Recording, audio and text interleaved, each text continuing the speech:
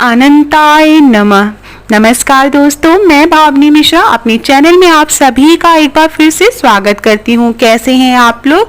इस वीडियो में मैं आपसे शेयर करने जा रही हूँ अनंत चतुर्दशी की व्रत कथा, जिसको सुनने मात्र से ही अश्वमेध यज्ञ के बराबर फल की प्राप्ति होती है। आप व्रत रहें या ना रहें, इस कथा को सुनना बहुत जरूरी है। इससे जो भी कष्ट होते हैं वो दूर हो जाते हैं।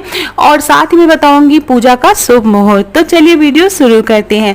भाद्रपद की शुक्ल पक्ष की चतुर्दशी तिथि को अनंत चतुर्दशी का व्रत रखा जाता है। इस दिन भगवान विष्णु की पूजा अर्चना के बाद अनंत सूत्र बांधा जाता है। ऐसा माना जाता है कि अनंत सूत्र बांधने से जो भी दुख और दरिद्रता है वह दूर हो जाती है। को इसकी लोक कथा बताने जा रही हूँ। इससे जुड़ी जो पौराणिक कथा है वो आपसे बताने जा रही हूँ।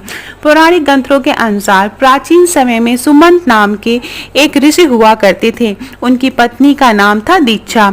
कुछ समय के पश्चात दीक्षा ने एक सुंदर कन्या को जन्म दिया, जिसका नाम रखा गया सुशीला। लेकिन कुछ ही समय के पश्चात सुशीला के सिर से माँ का साया उठ गया। अब ऋषि को बच्ची के लालन पालन की चिंता होने लगी, तो उन्होंने दूसरा विवाह करने का निर्णय लिया। उनकी दूसरी पत्नी और सुशीला की सौतेली माँ का नाम कर्कशा था। वह अपने नाम की तरह ही स्वभाव से भी कर्कशा थी।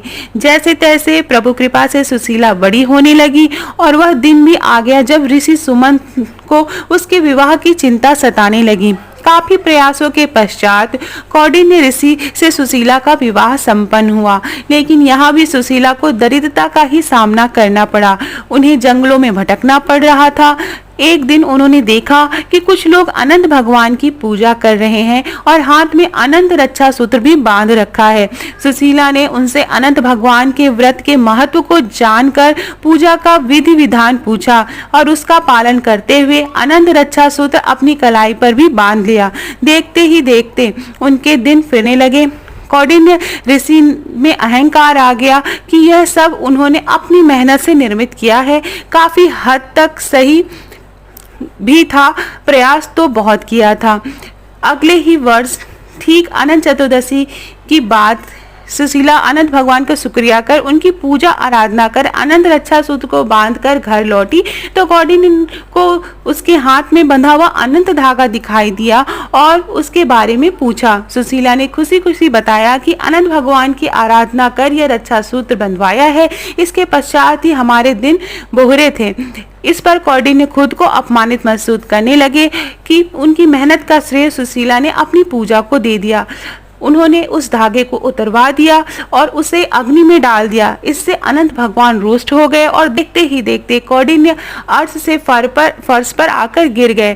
तब एक विद्वान ऋषि ने उन्हें उसके किए का एहसास करवाया और कौंडिन्य को उनके कृत्य का पश्चाताप करने को कहा। लगातार 14 वर्षों तक उन्होंने अनंत चतुर्दशी का उपवास रखा। उसके पश्चात भगवान श्री हरि प्रसन्न हुए और कौंडिन्य और सुशीला को फिर से सुखपूर्वक रहने लगे, उन्हें आशीर्वाद दिया। तो ये थी अनंत चतुर्दशी की व्रत कथा, जिसको सुनने मात्र से ही अनेक पुण्य फल की प्राप्ति होती है।